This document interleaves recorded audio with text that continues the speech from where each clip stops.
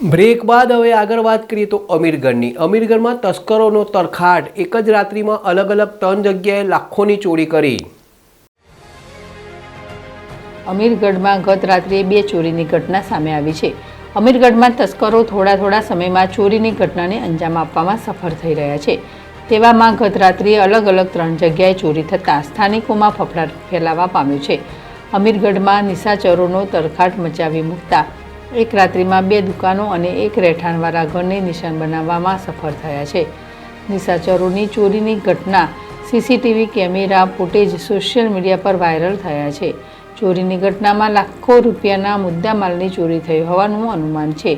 મુખ્ય બજારમાં આવેલ કરિયાણા દુકાન તેમજ સોનીના રહેણાંક મકાનમાં ચોરી અને એક પુરબ્યાવાસમાં પણ ચોરીની ઘટના બનવા પામી છે। ચોરીના બનાવની જાણ પોલીસને થતાં પોલીસ સ્થળ પર પહોંચી તપાસ હાથ ધરી હતી। સુકરણા વાસિયા, ZSTV, અમીરગઢ।